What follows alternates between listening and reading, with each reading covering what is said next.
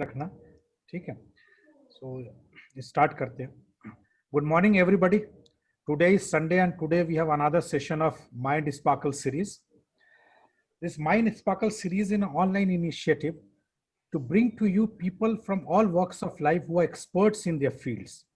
Those fields which we encounter every day through our jobs, through our works, through our aspirations, and those fields in which we want to see ourselves down the line, or we want to see our near and dear ones accomplish those things, or to go into those areas of employability and service and vocation. So every Sunday we bring in experts from those fields for the last 2-3 months. So our intention is to keep your mind engaged, keep you engaged with the latest trend in those fields. What is happening? What are the career prospects? What are the entrepreneurial prospects? What are the prospects to progress in those fields? So we want to engage young minds, those minds who are aspiring to be successful in different fields. And please remember, those people are not only experts of their field, they are experts in other personal fields also, like how to succeed, how to inculcate those habits which make you successful through their own personal journey, through their own commitment, dedication, and service to their cause. They have learned all these lessons in their life, which can be very helpful to those all audiences who want to imbibe those qualities. So keeping all these things in mind, when the pandemic was going, we thought that let the roads close, let the shops close, let the bridges close, let the trains and transportation close, tourism close, but our mind should not close at all. We should always open up our minds so that whenever the next opportunity knocks on our door, we should be really prepared for that. Otherwise, what would be happening? We would be lamenting these days, and we will passing those days without learning anything to be successful in the coming future. Future is always bright. Please remember, after every dark night comes a bright sunny days. So let's prepare for those sunny days, and what best to do than to listen to the experts. So इसीलिए हम लोगों ने ये mind Sparkle series शुरू किया, just to sparkle your mind. और इसी सिलसिले में आज हमारे साथ डॉक्टर वसीम रहमान है, जो IRS ऑफिसर है, 2008 बैच के सिविल सर्वेंट है, All India Civil Service Income Tax Department से हैं. और सबसे बड़ी बात है कि ये डॉक्टर है यूनानी के, और ये MD भी है. ये यूनानी हमदर्द मेडिकल कॉलेज से की है, दिल्ली से, फिर अलीगढ़ तिब्बिया से, और काफ़ी इनको जानकारी है ये अल्टरनेटिव सिस्टम ऑफ मेडिसिन में. ये जो है यूनानी मेडिसिन, आयुर्वेदिक मेडिसिन और आयुष मिनिस्ट्री के अंडर में जितने भी इंडियन सिस्टम ऑफ मेडिसिन आते हैं, सबके बारे में इनकी जानकारी है. ये हमें आज 3 मौजू पे बात करेंगे. एक तो है करियर प्रोस्पेक्ट, इसमें क्या है. दूसरी मौजू है कि भाई हेल्थ से रिलेटेड इसमें क्या क्या मतलब कि हमारी गुंजाइशें हैं, और मतलब क्या कर सकते हैं हेल्थ में, Ayush system of medicine specially यूनानी. और थर्ड है बिजनेस पॉसिबिलिटीज क्या है, एंटरप्रेन्योरियल एबिलिटीज क्या निकाल सकते हैं इस आयुष के फील्ड से, यानी यूनानी के फील्ड से, आयुर्वेदा के फील्ड से, सिद्धा के फील्ड से. तो ये जानकारी हम सबों के लिए इसलिए जरूरी है कि नजरिया हमेशा हर जगह होनी चाहिए. सिर्फ एक सिस्टम ऑफ मेडिसिन या एक सिस्टम ऑफ मतलब कि हम पैरवी करना शुरू कर दे, वो भी ठीक नहीं है. नजरियात हमारी मतलब कि हर तरह होनी चाहिए, जो पब्लिक को सूट करे या जो हमें अच्छा लगे उसके तरफ हम जाए. हमें चॉइसेस मिलनी चाहिए, हेल्थ सेक्टर में हो और या फिर मतलब अपनी जिंदगी के अपने लाइफ स्टाइल्स में हेल्थ से रिलेटेड हो, तो हमें चॉइसेस होनी चाहिए. तो one of the choices is Indian system of medicine. इससे पहले कि मैं डॉक्टर वसीम को दूं, मैं एक मशहूर वाकया बयान करता हूं अबू बकर मोहम्मद इब्न राजी के जिंदगी से, जो एक बहुत बड़े मुफक्किर और बहुत बड़े मतलब कि पाए के बुजुर्ग कह लीजिए, फिलासफर कह लीजिए, और यूनानी सिस्टम ऑफ मेडिसिन के वन ऑफ द ओरिजिनेटर कह लीजिए. उनकी जिंदगी से एक बहुत ही मशहूर वाकया है, जिसको प्रोफेसर अरबेरी ने अपनी किताब the spiritual physics of Albury में 1908 में लिखी थी. काफी मशहूर किताब है. अगर मौका मिले तो उस किताब को जरूर पढ़िएगा. अगर उर्दू में है तो उर्दू में पढ़िए, अगर अंग्रेजी में तो है ही. प्रोफेसर अरबेरी कैम्ब्रिज यूनिवर्सिटी के प्रोफेसर ऑफ ओरिएंटल स्टडीज के थे. उन्होंने अबू बकर अल राजी, जिसको वेस्ट में रेज के नाम से जाना जाता है, रासिस के नाम से जाना जाता है, और जिनको one of the originator of modern medicine भी कहते हैं. मीजल्स और मतलब कि स्मॉल पॉक्स पे उनकी जितनी काम है, शायद किसी ने उतना काम किया हो. आज भी मीजल्स और चिकन पॉक्स पे अगर दो चार लोगों की नाम ली जाए साइंटिस्ट की, तो अर राजी की नाम, रेस की नाम जरूर मतलब कि लिया जाता है। तो एक बार ऐसा हुआ कि समरकंद और बुखारा के जो बादशाह थे, जो आज ट्रांसऑक्सेनिया समझ लीजिए उज्बेकिस्तान है, पहले समरकंद और बुखारा के नाम से मशहूर था। ये 9th सेंचुरी या 10th सेंचुरी एडी की बात है। उनको पैर में बहुत ज्यादा एक मतलब की तकलीफ होनी शुरू हुई जख्म से। तो उन्होंने काफी लोगों से पूछा कि ऐसा कौन शख्स है जो मुझे ठीक कर दे, पूरे दुनिया में ऐसा कोई है क्या। काफी डॉक्टर से मशवरा किया गया तो सबने बताया कि एक ही है, अबू बकर इब्न राजी। वो रहते हैं रे में, जो ईरान में आजकल है। उनको अगर बुलाया जाए तो शायद कुछ मतलब कि आपके हालात सुधर जाए। तो उन्होंने काफी लोगों को भेजा। राजी आने से काफी दूर था उस जमाने में, आने से मना करते रहे, बट ये बार बार खत लिखते रहे, अपने मैसेंजर भेजते रहे। तो एक बार ऐसा हुआ कि उन्होंने राजी हो गए कि भाई चलते हैं। जाने के बाद पता चला कि जो ऑक्सस नदी है उसको क्रॉस करना है। ऑक्सस नदी आज भी है, काफी मतलब कि बारिश का मौसम था, रिवर फुल स्पीड में थी। तो वो वहां से वापस हो गया, कहने लगे भाई मैं नहीं जा पाऊंगा। अब ये बादशाह को जब ये बताया गया तो बादशाह काफी मतलब कि उतावल हो गया, भाई इतना बड़ा मुफक्किर इतनी नजदीक आ चुका है, नदी के उस पार में है और हम मिल नहीं पा रहे हैं। तो उन्होंने कहा कि नहीं, फिर बुलाइए उनको। तो अर राजी ने क्या किया, उन्होंने जो 10-15 दिन वहां बैठे, उन्होंने किताब लिख दी भाई कि एक बादशाह के मर्ज के ऊपर मैंने किताब लिखी कि हमारी जरूरत नहीं है, आप ये किताब अगर पढ़ ले तो आपका इलाज हो जाएगा। तो उसी किताब के नाम से उनकी एक बहुत मशहूर किताब है अल मंसूरी, जो आज भी मतलब कि बहुत मशहूर माना जाता है। और उनकी एक किताब है अल किताब अल हावी, 23 वॉल्यूम में है। एनाटॉमी पे है, फिर उस पे गायनोकोलॉजी पे है, ऑब्स्टेट्रिक्स पे है। किसी चीज की ऐसी बाकी नहीं जिसपे उन्होंने 23 वॉल्यूम की किताब नहीं लिखी हो। और सबको अंग्रेजी में ट्रांसलेशन कैम्ब्रिज यूनिवर्सिटी ने किया है। ये अलग बात है कि हम नहीं पढ़ते हैं। तो बात ये हुई कि बादशाह फिर भी सलामत राजी ना हुए, उनको मतलब दीदार करना था अर राजी का। तो उन्होंने कहा कि भाई इतने बड़े मुफक्किर हैं, एक रिस्क लेते हैं।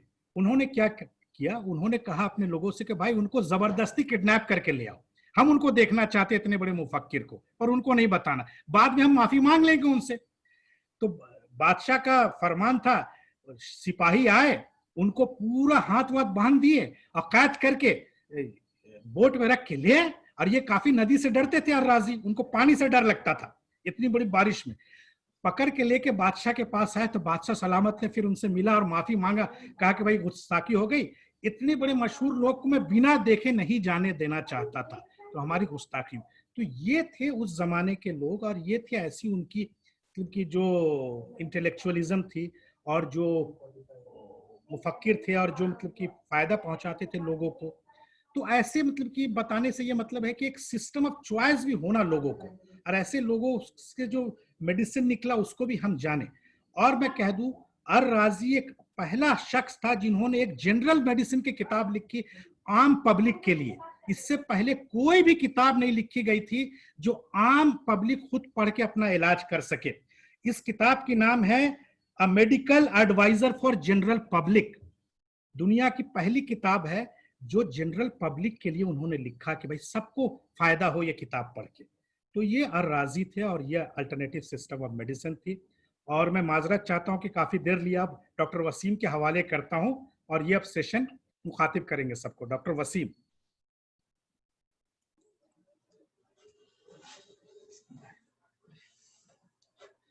जी अस्सलाम वालेकुम। जैसा कि आज है हमारा जो टॉपिक है आयुष, और आयुष के तहत मिनिस्ट्री ऑफ आयुष में करियर कैसा रहेगा, हेल्थ के ऊपर क्या चीजें उसमें है, बिजनेस का क्या स्कोप है, ये हमारा टॉपिक है। ये तीनों सब टॉपिक में कोई बाउंड्री खींचना बहुत मुश्किल है। सब बातें एक दूसरे से जुड़ी हुई हैं, बिल्कुल उसी यूनानी की तरीके से जैसे हमारे यूनानी में होलिस्टिक अप्रोच किया जाता है। किसी भी एक बीमारी को ठीक करने के लिए कई तरीके से दवाएं दी जाती हैं और उसका फिर इलाज किया जाता है। इसी तरीके से जो हमारी इसमें जो फैक्ट्स और जो बातें रहेंगी उसमें तकरीबन तीनों पॉइंट आ जाएगा। हाँ, कुछ पॉइंट अलग से उस पर भी बताया जाएगा। और एक चीज हम और शेयर करें कि हमारे साथ एक हमारे दोस्त डॉक्टर ओसामा अकरम जो रिसर्च ऑफिसर हैं आयुष मिनिस्ट्री में, CCRO में, वो भी बाद में आयुष से रिलेटेड क्वेश्चन आंसर के जवाब के लिए रहेंगे। तो बहुत सारे जो गवर्नमेंट में मौजूदा चल रहा है इस वक्त, उसके बारे में वो बताएंगे। हम सबसे पहले आयुष मिनिस्ट्री के बारे में बताते हैं कि ये मिनिस्ट्री 9 नवंबर 2014 में बनाई गई। 2014 में इसको मंत्रालय का दर्जा मिला। इसके पहले ये एक डिपार्टमेंट होता था, डिपार्टमेंट ऑफ आयुष, और ये डिपार्टमेंट भी कब बना था? 2003 में। डिपार्टमेंट ऑफ आयुष जब बना था उस वक्त उसका पूरा नाम था department of Ayurveda, yoga, naturopathy, यूनानी, सिद्धा एंड होम्योपैथी। ये सब मिल करके आयुष कहलाता था। 2003 से पहले जो ये इंडियन सिस्टम ऑफ मेडिसिन के नाम से जाना जाता था, और उसका पूरा नाम 1995 में ये बना था ISM&H, Indian system of medicine and homeopathy. यानी होम्योपैथी का डिपार्टमेंट अलग था। इसके अलावा जितने ट्रेडिशनल सिस्टम हैं उस सब के लिए उस सब को इंडियन सिस्टम ऑफ मेडिसिन में शामिल किया गया था। ये है मिनिस्ट्री ऑफ आयुष बनने। मिनिस्ट्री ऑफ आयुष बनने की वजह क्या रही? इसको बनाने के पीछे मकसद ये रहा कि ताकि ये जो ट्रेडिशनल सिस्टम है, ये जो हमारा निज़ाम है, इसको प्रमोट किया जाए और इसको तरक्की दी जाए। इसलिए जाहिर सी बात है, जब एक डिपार्टमेंट से कोई डिपार्टमेंट मंत्रालय में कन्वर्ट हो जाता है, मिनिस्ट्री बन जाती है, तो उस पर उसके रूल्स, उसके एलोकेशन, उसके बजट, उसकी पॉलिसीज, बहुत सारी चीजें अप्लाई होती हैं, और उस डिपार्टमेंट को यकीनन मंत्रालय में कन्वर्ट होने के बाद में बहुत ज्यादा तरक्की का मौका मिलता है।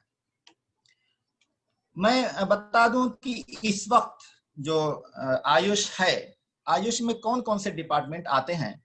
उसमें से एक है आयुर्वेदा, उसके बाद योगा, नेचुरोपैथी, सिद्धा, होम्योपैथी, सोवा रिगपा।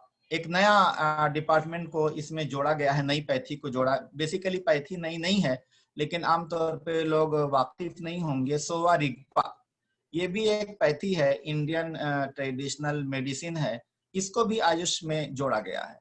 ये बेसिकली इसके बारे में मैं बताना चाहता हूँ इसलिए कि बाकी सब नाम से आमतौर पे लोग वाकिफ हैं, आयुर्वेदा, योगा, नेचुरोपैथी, सिद्धा, लेकिन सोवा रिगपा पे शायद कुछ लोगों को आगाही ना हो। ये बेसिकली हिमालयन एक ट्रेडिशनल सिस्टम ऑफ मेडिसिन है जो काफी कुछ हमारे आयुर्वेद से मिलता जुलता है, लेकिन ये दवाएं ज्यादातर हिमालय पे मिलती थी। तो बुद्धिज्म के साथ साथ ये सिस्टम पूरा वहां पे डेवलप किया, और इसके अलावा इंडिया के अलावा मंगोलिया और रशिया में भी इसका चलन है। तो ये सोवा रिगपा इस सिस्टम को भी इसमें शामिल किया गया। ये तो मिनिस्ट्री ऑफ आयुष में ये तमाम डिपार्टमेंट आते हैं। अब मैं बताऊं कि ये मिनिस्ट्री के अंडर में ये ट्रेडिशनल मेडिसिन को, ट्रेडिशनल सिस्टम को तरक्की देने के लिए सबके अपने इंस्टीट्यूट हैं, नेशनल इंस्टीट्यूट हैं। जैसे कि हम एक एक सिस्टम के एक एक इंस्टीट्यूट को बताते चलें। आयुर्वेदा का All India Institute of Ayurveda है, Institute of Post Graduate Technology and Research in Ayurveda है, Morarji Desai National Institute of Yoga है, National Institute of Ayurveda Jaipur है, National Institute of Homeopathy Pune है, नेशनल इंस्टीट्यूट ऑफ सिद्धा चेन्नई में। सिद्धा बेसिकली ये साउथ इंडिया की मेडिसिन है। डीप साउथ में जो ट्रेडिशनल मेडिसिन ने सबसे ज्यादा अपने आप को संभाल के रखा वो सिद्धा कहलाती है, इसीलिए उसका जो नेशनल इंस्टीट्यूट है वो चेन्नई में है। नेशनल इंस्टीट्यूट ऑफ यूनानी मेडिसिन बेंगलोर में अभी जल्दी इसका कयाम हुआ है। यूनानी का जो नेशनल इंस्टीट्यूट है वो बेंगलोर में है। इसी तरीके से राष्ट्रीय आयुर्वेद विद्यापीठ नई दिल्ली में बनाया गया।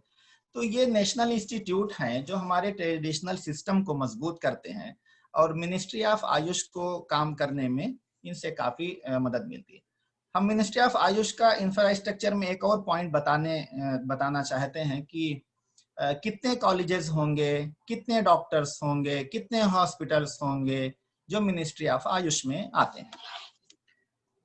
उसमें हम सबसे पहले लेते हैं यूजी कॉलेज। यानी यूजी कॉलेज का मतलब ये है कि जिसमें ये बेसिक डिग्री आदमी हासिल करता है। जैसे यूनानी की जो डिग्री होती है उसका नाम है BUMS, बैचलर ऑफ यूनानी मेडिसिन एंड सर्जरी।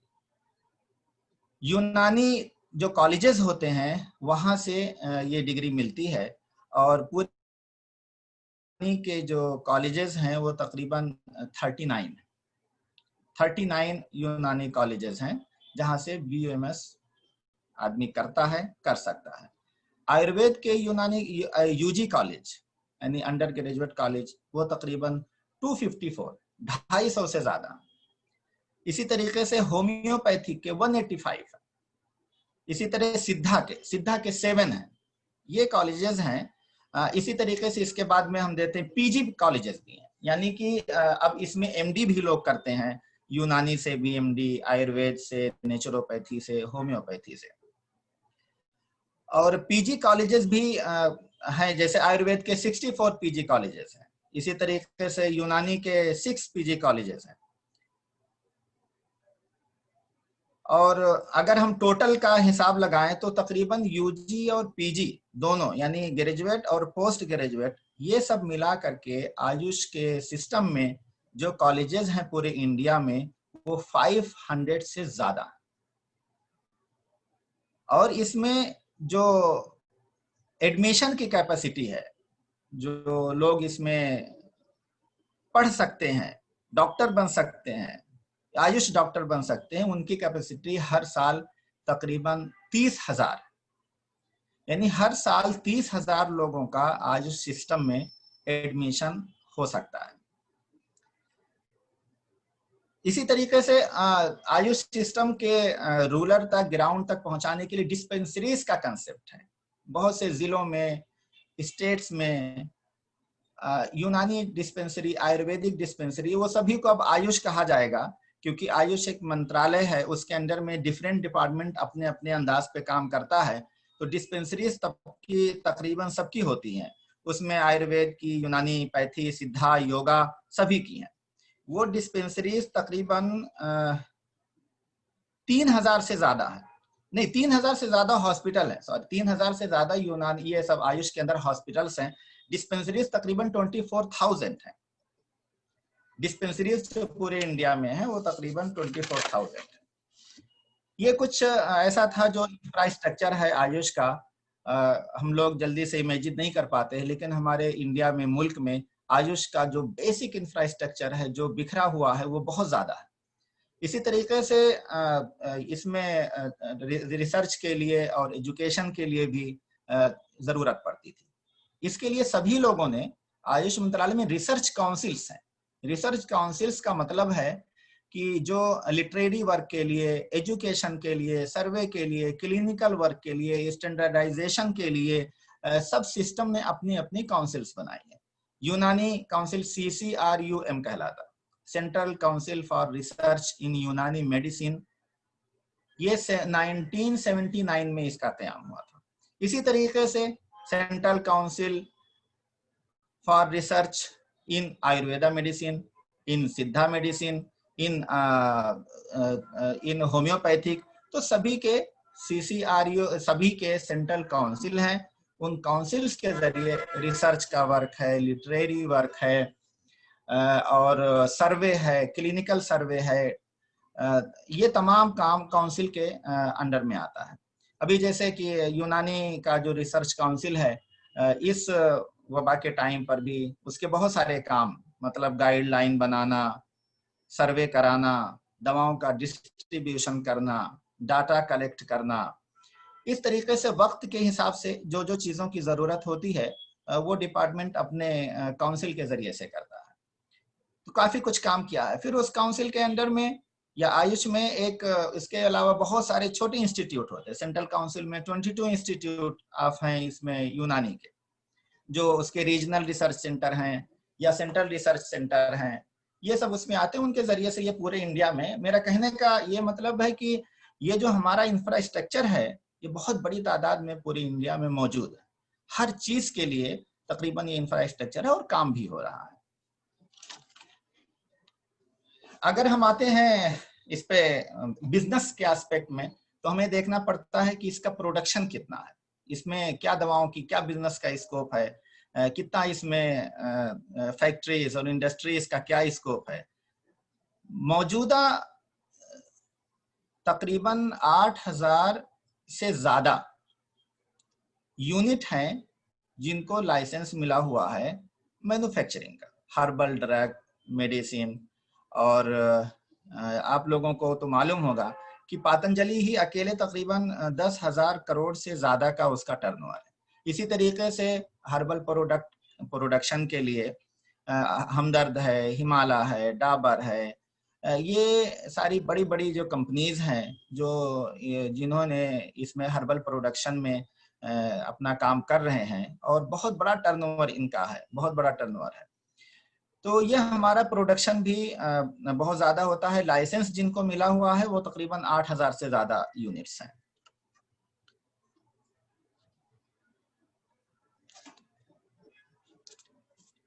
अच्छा, एक चीज और इसमें है, अभी ये वेलनेस सेंटर्स, ये आयुष मंत्रालय ने वेलनेस सेंटर बनाने की भी बातें की हैं और स्कीम भी इसके लिए लाई है और शुरू भी कर दिया है।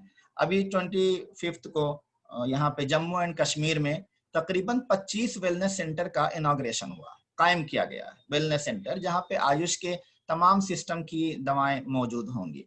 और अभी मैं एक अखबार में मैंने देखा कि नीति आयोग बनाया गया है और वो इस बात पर काम कर रहा है कि क्यों ना एक नेशनल कमीशन बनाया जाए और क्यों ना तमाम पैथी को इंटीग्रेट कर दिया जाए। इंटीग्रेट करने का मतलब ये है कि जैसे हॉस्पिटल में एक मरीज जाता है, उसको एलोपैथी के ट्रीटमेंट के साथ साथ बहुत मर्तबा उसको ट्रेडिशनल मेडिसिन की भी जरूरत होती है।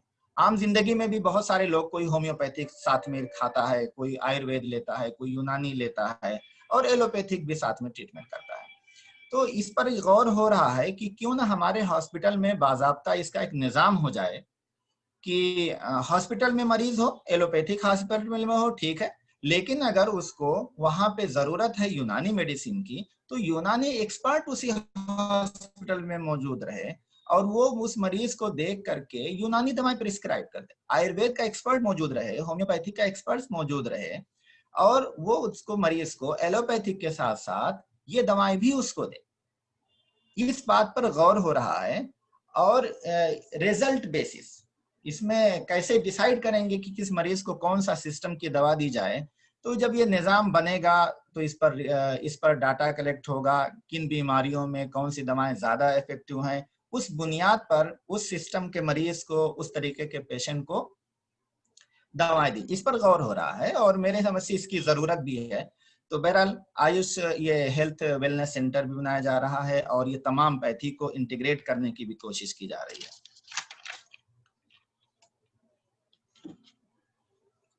अब हम आते हैं, ये जो इस वक्त मौजूदा हालत में आयुष ने क्या किया है, मैं थोड़ा सा उसके बारे में बताना चाहूंगा कि कोविड-19 के आने के बाद में आयुष मिनिस्ट्री ने बहुत सारा वर्क किया है। सबसे पहले तो उसने ये है कि एक एडवाइजरी तमाम डिपार्टमेंट से मशवरे लेकर के, उनके प्रपोजल लेकर के एडवाइजरी जारी की। एडवाइजरी ये जारी किया कि क्या चीजें करना चाहिए, क्या चीजें नहीं करना चाहिए, जो पब्लिक तक पहुंची और बहुत सारे लोग उससे अवेयर हुए, बहुत सारे लोगों ने उस पर अमल करना भी शुरू किया। इसी तरीके से जो हमारा सिस्टम ऑफ मेडिसिन है, जितने यूनानी अलग, आयुर्वेद अलग, सिद्धा अलग, आयुष ने तमाम डिपार्टमेंट को सबसे उनकी एक प्रपोजल मांगा, प्रपोजल नहीं, उनका एक गाइडलाइन मांगा। और हमें यूनानी के गाइडलाइन के बारे में ज्यादा आइडिया है तो इसलिए मैं बता रहा हूं उसको। उसी पैटर्न पर सारे सिस्टम ने किया है कि CCRUM ने, सेंट्रल रिसर्च काउंसिल फॉर यूनानी मेडिसिन ने पूरे इंडिया के हकीमों से, पूरे इंडिया के पढ़े यूनानी के लोगों से प्रपोजल मांगे। वो तमाम लोगों ने प्रपोजल रिसर्च अपने डॉक्यूमेंट की बेसिस पर कि कोविड-19 के लिए लिटरेचर के हिसाब से कौन सी चीजें दी जा सकती हैं, उसकी बुनियाद पर एक गाइडलाइन बनाई गई। वो गाइडलाइन किसके लिए बनाई गई? प्रैक्टिशनर के लिए, क्योंकि आम पब्लिक के लिए वो गाइडलाइन नहीं यूजफुल हो सकती थी। तो अपने डॉक्टर्स के लिए, जो यूनानी फिजिशियन हैं, उनके लिए काउंसिल ने गाइडलाइन बनाई कि जो लोग यूनानी प्रैक्टिस करें वो इस गाइडलाइन में कोविड-19 के लिए, इस महामारी के टाइम पे सिम्टोमेटिक ट्रीटमेंट करें। और उसमें काउंसिल ने बहुत मतलब वाज़ेह तरीके से लिखा कि आप इस गाइडलाइन के अंडर में अपनी और अपनी फैमिली और अपने मरीजों का इलाज करें। ये गाइडलाइन आयुष के साइट पर अवेलेबल है। इसी तरीके से तमाम डिपार्टमेंट ने, तमाम सिस्टम ऑफ मेडिसिन ने, आयुर्वेद ने अपनी अलग गाइडलाइन बनाई, सिद्धा ने अपनी अलग गाइडलाइन बनाई, होम्योपैथिक ने अपनी अलग गाइडलाइन बनाई। सभी लोगों ने अपनी गाइडलाइन बनाई और उसको लोगों तक पहुंचाया गया और बहुत सारे लोग उसी गाइडलाइन की के हिसाब से उन्होंने ट्रीटमेंट करना भी शुरू किया है। उसमें एक बड़ी लंबी बातें हैं कि कहाँ पे क्या अलाउड है, क्या अलाउड नहीं है, लेकिन उस गाइडलाइन में सीधा सा ये था कि आप सिम्टोमेटिक इलाज करेंगे, किसी तरीके का कोई क्लेम नहीं करेंगे, लेकिन जो भी मरीज आपको अप्रोच करता है उसको आप अपनी गाइडलाइन के तहत इलाज करें। तो ये आयुष का एक कोविड-19 के लिए एक बड़ा मतलब कंट्रीब्यूशन है और गाइडलाइन। इसके अलावा सब सिस्टम के तहत, जैसे कि यूनानी है, आयुर्वेद है, सब सिस्टम ने अपने अपने तौर पर गवर्नमेंट के उससे दवाएं भी डिस्ट्रीब्यूट की, बड़े बड़े प्रोजेक्ट किए गए और डाटा कलेक्ट हो रहा है। उसका रिसर्च वर्क एक तरीके से क्लिनिकल वर्क भी चल रहा है। यह है। अब हम आते हैं ये यूनानी सिस्टम पे थोड़ा सा ब्रीफ करके, और फिर हम उसके बाद में यूनानी सिस्टम क्या है, यूनानी क्या चीज है, ये कैसे काम होता है, इसका हेल्थ में इसका क्या योगदान। तो यूनानी की हिस्ट्री में थोड़ा सा अभी बताता चलूं कि ये यूनान एक मुल्क का नाम है जिसको ग्रीस कहा जाता है। आज के 3000 साल पहले, तकरीबन 2500-3000 साल पहले, वहां पे जो मेडिकल सिस्टम था, जो मेडिसिन थी, वो मेडिसिन बाद में फिर जब अरब दौर आया, अरब जब सिविलाइज्ड हुए, तो उन लोगों ने उस सिस्टम ऑफ मेडिसिन को, जो उस वक्त तरक्की पा चुका था, उसको अपना लिया। फिर अरबों ने यूनानी सिस्टम में उस वक्त के मौजूदा जितने ट्रेडिशनल सिस्टम थे, सीरिया के, मिस्र के, इराक के, ईरान के, ये तमाम सिस्टम को उन्होंने उसको समेट दिया और समेट करके उसको यूनानी का पार्ट बना दिया। उसके बाद में फिर ये हमारे इंडिया में यूनानी क्या है, इंडिया में फिर मुस्लिम रूलर का जब आना शुरू हुआ तो उनके साथ साथ हकीमों का भी आना शुरू हुआ, और यहाँ फिर इंडिया में ये हकीमों ने आकर के और यहाँ पर दवा इलाज शुरू किया। और खिलजी दौर से पहले तक ये इंडिया के जो लोग बाहर से आए वो उन्हीं के उसूलों को फॉलो करते थे, जो मिडिल ईस्ट, जो अरब के उसूल थे, मिडिल ईस्ट के जो सेंट्रल एशिया के जो रूल थे, इब्न सीना वगैरह को, उन्हीं हकीमों को वो लोग फॉलो करते थे। लेकिन इंडिया में आने के बाद में जैसे जैसे ये तुगलक डायनेस्टी आई, मुगल आए और ये सब लोग स्टेबल हुए यहाँ पे, तो इनको 2-3 परेशानियों का सामना करना पड़ा। वो परेशानी ये थी कि यूनानी के लिए जो दवाएं उनकी किताबों में लिखी थी वो कुछ और थी, और इंडिया में वो दवाएं अवेलेबल नहीं थी। इंडिया का मिजाज अलग है, यहाँ का माहौल अलग, यहाँ का एटमॉस्फेयर अलग है। तो फिर खिलजी दौर से ही ये कोशिश शुरू होने लगी कि यहाँ की दवाओं पर रिसर्च होने लगी। सबसे पहले बड़ा काम ये उन लोगों ने फिर किया कि वो नॉलेज के साथ साथ यहाँ की आयुर्वेद को सीखना शुरू किया। आयुर्वेद को, उसके लिए उन लोगों ने संस्कृत भी मतलब पढ़ा और सीखा, और आयुर्वेद की दवाओं पर किताबें लिखी, उसको सीखना समझना शुरू किया। और इतना ज्यादा उस पे काम हुआ, बल्कि एक किताब है इनकी है, उसका नाम है गंजीने सिकंदर शाही।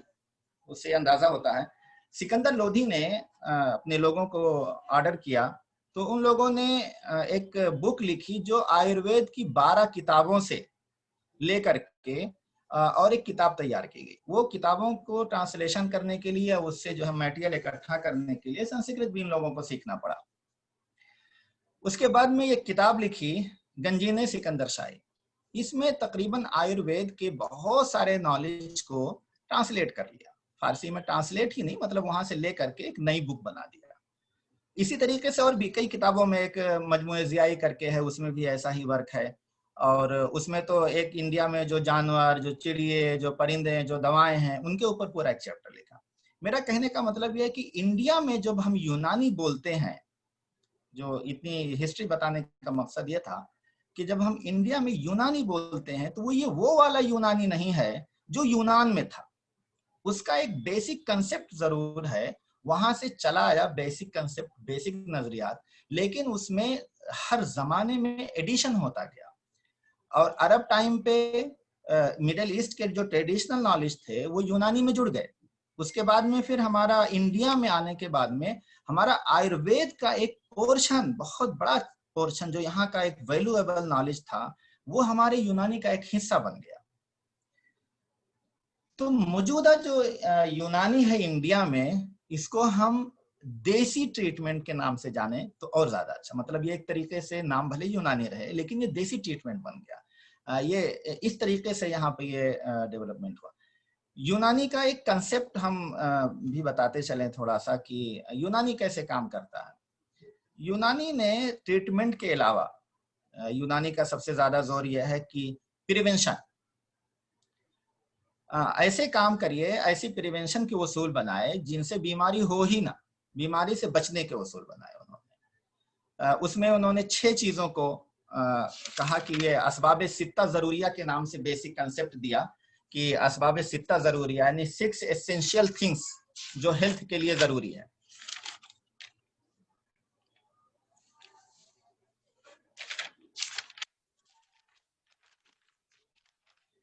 वो 6 चीजें जो हमारी हैं, उसमें सबसे पहले आती है हवा।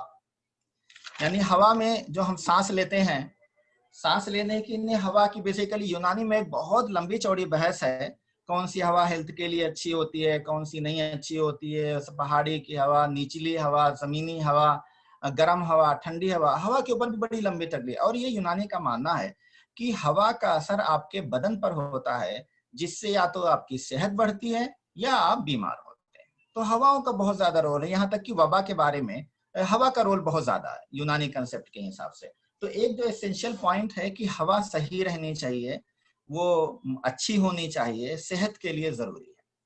नंबर 2 जो एसेंशियल है, माकूल मशरूब कहते हैं, यानी कि वाटर एंड फूड। जो खाना पीना आपका है, वो खाने पीने में बैलेंस होना बहुत जरूरी है। अगर वो बैलेंस नहीं रहेगा, कम हुआ तो भी, ज्यादा हुआ तो भी, ये हेल्थ को बिगाड़ देगा। इसलिए प्रिवेंशन ऑफ द हेल्थ के लिए दूसरा पॉइंट जो सबसे ज्यादा जरूरी है वो खाना पीना। तीसरे नंबर पर है हरकत व सुकून बदनी कहलाता है, फिजिकल मूवमेंट एंड रेस्ट। यानी बदन को मूवमेंट भी देना जरूरी है और रेस्ट भी देना जरूरी है। अगर मूवमेंट ज्यादा दे दिया तो भी बीमारी हो सकती है, अगर रेस्ट ज्यादा दे दिया तो भी बीमारी हो सकती है। इसलिए इन दिनों का बैलेंस, ये तीसरा पॉइंट था कि balance of the movement, physical movement of the body and rest. इसी तरीके से हरकत और सुकून नफसानी, इमोशंस, गुड इमोशन और mental rest. Mental, physical rest के साथ साथ मेंटल रेस्ट, ये हमारा ये जो है यूनानी का चौथा एसेंशियल पार्ट है कि मेंटल रेस्ट और गुड इमोशंस भी हेल्थ के लिए जरूरी है। अगर मेंटल रेस्ट नहीं रहा तो हेल्थ नहीं रहेगी। उसके बाद में 5वां पॉइंट है कि नौमो यक्जा, कहते हैं स्लीप एंड जगना, बेदारी। यानी सोना भी जरूरी है, जगना भी जरूरी है, और दोनों में बैलेंस होना जरूरी है। इसी तरीके से छठा जो पॉइंट है वो है एहतिबास इस्तिफराग, कहते हैं removal of the morbidable material and toxins. यानी इसका बदन से जो चीजों को बाहर जाना चाहिए उनको बाहर निकालना जरूरी है, और जिन चीजों का बदन में रुकना जरूरी है उनको बदन में रोकना जरूरी है। ये 6 जो पॉइंट है, इनकी बुनियाद पर यूनानी प्रिवेंशन ऑफ द हेल्थ की बात करता है कि अगर ये 6 चीजों में बैलेंस रहा तो बीमारी से इंसान बचा रहेगा। उसके बाद में एक और कंसेप्ट है यूनानी का, हम बता दें फिर अपनी बात को वो करेंगे। मिजाज का कंसेप्ट है यूनानी। मिजाज का कंसेप्ट क्या है कि ये 4 तरह के मिजाज होते हैं और इंसान 4 ग्रुप में है, गरम, ठंडा, हार, इरादी, याबिस, यानी 4। अगर टेम्परामेंट हम देखेंगे तो हम 4 ग्रुप में लोगों को डिवाइड कर सकते हैं कि इसका मिजाज ये है। 4 मिजाज के जो बुनियाद है वो खिल्त, ह्यूमर्स पर है कि जो लिक्विड बॉडी में पाया जाता है, जैसे कि वो बलगम, कफ, पित्त और ब्लड।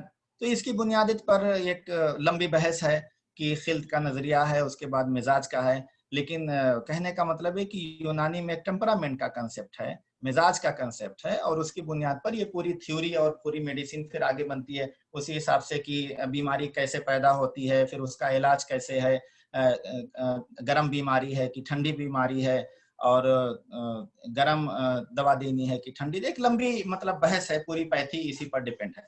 तो कहने का यह है कि ये जो हमारा यूनानी सिस्टम है, और तकरीबन मेरे ख्याल से, मुझे तो चूंकि दूसरे सिस्टम का ज्यादा इल्म नहीं है, लेकिन तकरीबन ये आयुर्वेद, सिद्धा और होम्योपैथी और ये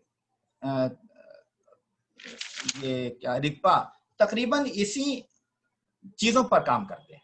उनके यहाँ भी तकरीबन यही उसूल है, कुछ डिफरेंट हुए, सब में कुछ कुछ अलग है, लेकिन वो इन्हीं उसूलों पर काम करते हैं कि सेहत को, सब में तकरीबन प्रिवेंशन की बहुत अहमियत है कि बीमारी से बचना कैसे है, और उसके बाद में फिर